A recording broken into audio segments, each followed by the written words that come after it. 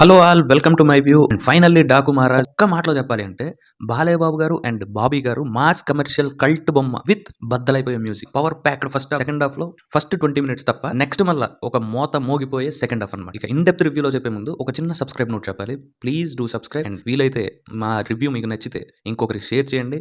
ఇంకా review start చేద్దాం. Okay, ఇంకా ఇన్ డెప్త్ రివ్యూలో వెళ్తే పవర్ ప్యాక్డ్ ఫస్ట్ హాఫ్ అనమాట. ఫస్ట్ హాఫ్ ని చూసి మనం ఖచ్చితంగా బాబీ గారిని మెచ్చుకునే తప్పదనమాట.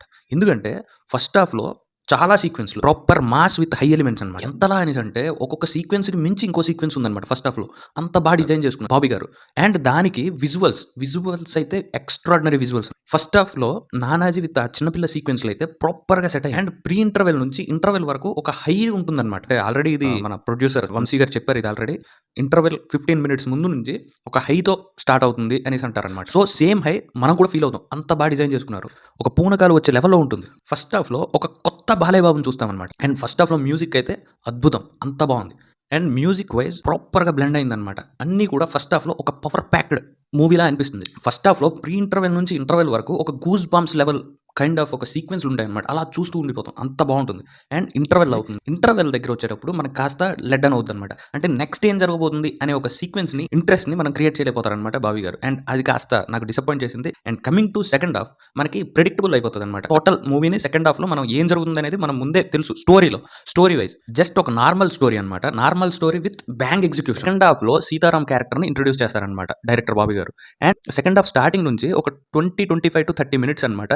అంటే డాకుగా ఎలా మారాడు అనే ఒక ట్రాన్స్ఫర్మేషన్ ని చూపిస్తారండి. ఆ సీక్వెన్స్ మూమెంట్స్ లో మనకి ప్రాపర్ గా అది ఇంకాస్త tight screen play with proper execution గా చేసుంటే అది డాకుని ఇంకా వేరే లెవెల్లో ఎలివేట్ చేసేది అనమాట. అంటే ఇప్పటికి ఎలివేట్ చేయలేదు అని నేను చెప్పను, బట్ ఏంటంటే ఒక 15 to 20 minutes అంటే second half starting to 15 to 20 minutes నాకేంటంటే కాస్త డౌన్ అయిందనే చెప్పాలి. మూవీలో కాస్త ల్యాగ్ సీక్వెన్స్లు ఉన్నాయి. అంటే అది ఎందుకు అనేసి అంటే ఆ ల్యాగ్ సీక్వెన్స్లని డాకుని ఇంట్రడ్యూస్ చేద్దాం అంటే సీతారాం క్యారెక్టర్ని డాకుగా ఎలా ట్రాన్స్ఫర్ అయ్యారు అనే ఒక సీక్వెన్స్ని ఎలివేట్ చేద్దాం అనే పాయింట్ వల్ల ఈ స్టోరీని కాస్త డౌన్ చేశారనమాట. అండ్ రాజమౌళి గారు సూత్రాన్ని ఇక్కడ ఫాలో అయ్యారనమాట. హీరోని ఎలివేట్ చేయాలని అంటే మనం కాస్త గ్రౌండ్ ని క్లియర్ చేసుకోవాలి. అంటే గ్రౌండ్ ని కాస్త లోగా తీసుకెళ్లి ఒక్కసారి ఎలివేట్ చేయాలన్నమాట. అప్పుడు హీరోయిజం ఎలివేట్ అవుతుంది అనమాట. ఇది actual scenario.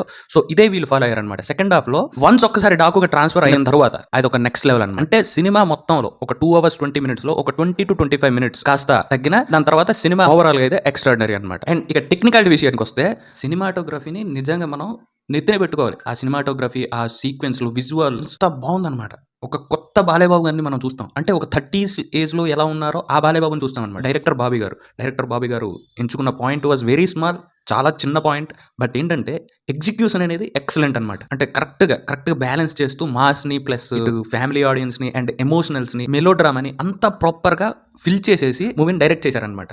And music by Thaman బద్దలైపోయింది సార్. మ్యూజిక్ ఫస్ట్ హాఫ్లో అయితే కాళ్ళు అలా కదులుతూనే ఉందన్నమాట. ఆ డాకు మహారాజ్ సీక్వెన్స్లు అన్నిటికీ కూడా అంత ఇంపాక్ట్ క్రియేట్ చేసింది అనమాట. అంటే ఒక జస్ట్ నార్మల్గా ఉండే సీక్వెన్స్ని కూడా తమన్ గారు నెక్స్ట్ లెవెల్లో పోర్ట్రే చేయిందనమాట. అంత బాగా ఇచ్చారు మ్యూజిక్ వైజ్ చూసుకుంటే. తమన్ గారు మొన్న రీసెంట్గా చెప్పారు కదా, రజనీకి బక్కోడు ఉంటే బాలయ్యకి బండోడు ఉన్నాడని. అది యాప్ట్ అనమాట. రజనీ గారికి అనిరుద్ధ్ గారు ఎలాగో బాలయ్య బాబు గారికి మన తమన్ గారు అలా అనమాట. అంత బాగుంది, అంత బాగా ఇచ్చారు. పూనకాలే ఇంకా ప్రొడ్యూసర్గా Sithara entertainment and fortune 4 entertainments.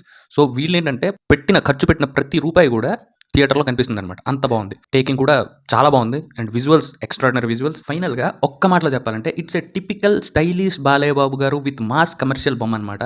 And super hit అనుకోవచ్చు. అండ్ ఫ్యామిలీతో వెళ్ళండి, ఖచ్చితంగా ఎంజాయ్ చేస్తారు. ఇక ఫ్యాన్స్కి అయితే పూనకాలు అదనమాట. And that's it for today. ఇంకో రివ్యూలో సంక్రాంతికి వస్తున్నాం అనే మూవీకి మళ్ళీ కలుద్దాం. So that's it for today. Thank you all. Please do subscribe and ఇంకొకరికి షేర్ చేయండి, లైక్ చేయండి. లైక్లు చాలా తక్కువ వస్తున్నాయి మనకి, సో లైక్ చేయండి. That's it for today. Thank you all. Bye.